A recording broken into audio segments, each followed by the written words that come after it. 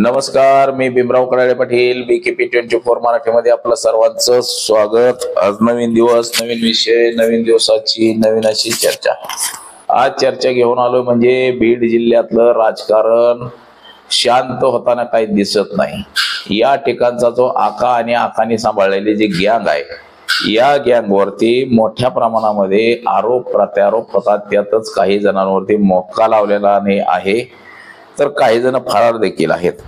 आता मोक्या अंतर्गत कारवाई झालेला वाल्मिक कराड, आता ह्या वाल्मिक कराडची दोन्हीही मुलं अडचणीत सापडलेत बघा। म्हणजे एका मुलावरती म्हणजे सुशील कराड याच्यावरती मॅनेजरला धमकावून पैसे लुटण्याचा गुन्हा दाखल झालाय। आता त्याच्या दोन सहकार्यांवरती देखील म्हणजे अनिल मुंडे, गोपीन जुजवान अशा लोकांवरती देखील गुन्हा दाखल झालाय। म्हणजे वाल्मिक कराड यांच्या कृत्यानं वाल्मिक कराड यांची दोन्हीही मुलं अडचणीत सापडलेले आहेत। तर त्याच विषयाची आज चर्चा घेऊन आलो। तर चला, सर्वप्रथम आपण जर चॅनल सबस्क्राईब केला नसेल तर चॅनल सबस्क्राईब करावा ही सर्वांना विनंती आहे। चला चर्चेला सुरुवात करूया।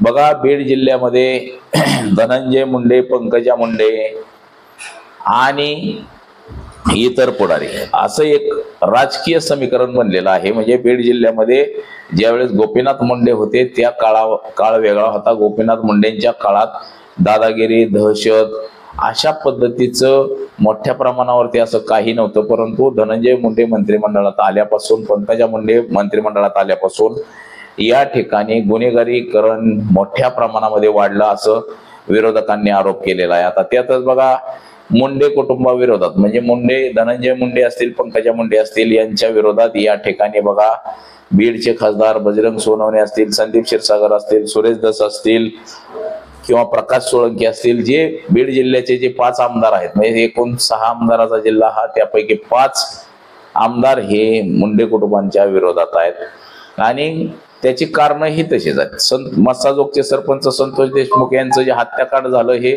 भयानक असं हत्याकांड झालं। म्हणजे आजवरच्या इतिहासामध्ये एवढ्या क्रूरपणे कुणाला हे मारलं गेलं नव्हतं, परंतु हे संतोष देशमुख यांना मारलं। आणि त्यातच आता नवीन जो आरोप झालेला आहे महादेव मुंडे, म्हणजे महादेव मुंडे हे एक पिग्मी एजंट होते आणि खरेदी विक्रीचे छोटे मोठे व्यवसाय करायचे। या महादेव मुंडेला देखील क्रूरपणे मारण्यात आलेला आहे। महादेव मुंडेंच्या अंगावरती सपासपा असे अनेक वार केलेले होते, तर त्यांच्या शरीराचे 3 तुकडे केले आणि त्यांच्या शरीराचा एक मांसाचा तुकडा देखील हे आरोपी घेऊन त्यांच्या बॉसला दाखवायला घेऊन गेले होते। म्हणजे हे सगळे आरोप या बजरंग सोनवणे असतील, संदीप क्षीरसागर असतील, सुरेश धस असतील किंवा महादेव मुंडे यांची पत्नी ज्ञानेश्वरी मुंडे यांनी केलेले आहेत। आता यामध्ये असं सांगण्यात येतंय की ज्ञानेश्वरी मुंडे असतील किंवा सुरेश धस असतील यांचा रोख हा नेमका कुणाकडे, हे देखील आपण बघितलं पाहिजे। तर यांचं असं मत आहे की हा खून होऊन 21 महिने उलटले तरी मेन सूत्रधाराला अटक करण्यात आलेली नाही। आता मुख्यमंत्र्यांची भेट घेतल्यानंतर SIT ची स्थापना करण्यात आली आणि SIT ची स्थापना करण्याच्या अगोदरच 5 जणांना या खुना प्रकरणी अटक करण्यात आलेली आहे। आता यामध्ये गोटे गित्ते म्हणून जो आरोपी आहे तो फरार आहे, त्याचं देखील नाव घेण्यात आलेलं आहे यामध्ये। आणि आता ही जी हत्या करण्यात आली ह्याच्यामध्ये वाल्मिक कराडची 2 मुलं आहेत असा देखील आरोप वारंवार होतोय। म्हणजे वाल्मिक कराड याला 2 बायका आहेत। त्याचा जो सुशील कराड म्हणून मुलगा आहे त्याच्यावरती ऑलरेडी कोर्टाकडनं एक गुन्हा दाखल झालेला आहे। तसंच या केसमध्ये देखील त्याचं नाव मोठ्या प्रमाणामध्ये घेतलं जातं। म्हणजे वाल्मिक कराड याची दोन्हीही मुलं अडचणीत येण्याची शक्यता आहे असं एकंदरीत म्हणता येईल।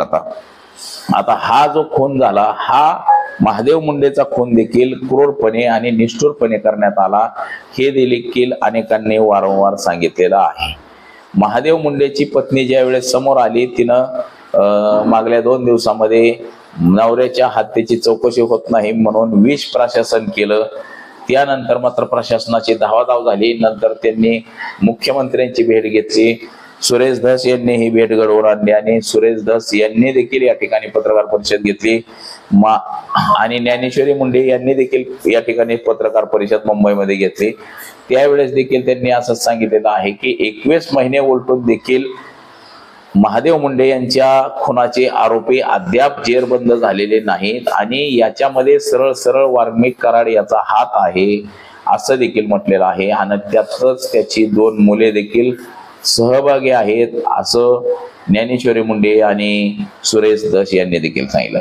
त्यातच बघा बजरंग सोनवणे बीडचे जे खासदार आहेत त्यांनी देखील याविषयी अनेक वेळा म्हटलं की या सगळ्या गोष्टीला कारणीभूत हा वाल्मिक कराड आणि त्याची मुलं आहेत, त्याच्यामुळं वाल्मिक कराडच्या मुलांना देखील अटक करण्यात यावी आणि त्यांच्यावरती देखील मकोका अंतर्गत कारवाई करण्यात यावी असं देखील म्हटलं जातंय। आता SITची स्थापना झालेली आहे या खुनाचा छडा लावण्यासाठी मुख्यमंत्र्यांनी जी SIT नेमलेली आहे, आता ही SIT ह्या सगळ्या प्रकरणाचं चौकशी करणार आहे। त्यातच आता बीडचे जे पोलीस अधीक्षक आहेत कुमावत साहेब यांचा देखील या ठिकाणी धाक राहिलाय का नाही असं देखील अनेकांना वाटायला लागलेलं आहे, कारण की गुन्हेगारी जी बीडची जी गुन्हेगारी आहे ही काय थांबता नाव घेणार थांबता थांबे नाही। या ठिकाणी जे गुन्हेगार आहेत या सगळ्या गुन्हेगारांना जेरबंद केलं पाहिजे आणि त्यांचं जेलमधून कसलंही कॉन्टॅक्ट किंवा संभाषण राहिलं नाही पाहिजे असं देखील बघितलं पाहिजे। आता सदर प्रकरण हे गंभीर आहे याची दखल मुख्यमंत्र्यांनी घेतलेली आहे। आता ह्याच्यातले जे काही फरार आरोपी आहेत यांना देखील पकडण्यासाठी पोलिसांची पथकं गेलेली आहेत, परंतु आता ह्याच्यातले काय आरोपी जे आहेत ते व्हिडिओ बनवतात, व्हिडिओ बनवून सोशल मीडियावरती प्रसारित करतात, ते पुढाऱ्यांना धमक्या देतात, अनेकांना धमक्या देतात, परंतु पोलिसांना हे आरोपी सापडत नाहीत। याचा अर्थ काय असं विरोधकांनी देखील टीका टिप्पणी केलेली आहे। आता या प्रकरणामध्ये बघू आपण कोणाकोणाला अटक होती, परंतु विरोधकांचा रोष मात्र वाल्मिक कराड आणि त्याच्या मुलांवरतीच आहे।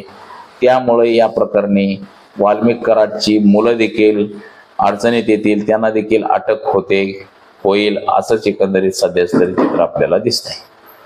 तर बघा आज एवढंच। कॅमेरामन अनिकेत सह मी भीमराव कडाळे पाटील, BKP 24 मराठी, इंदापूर, पुणे।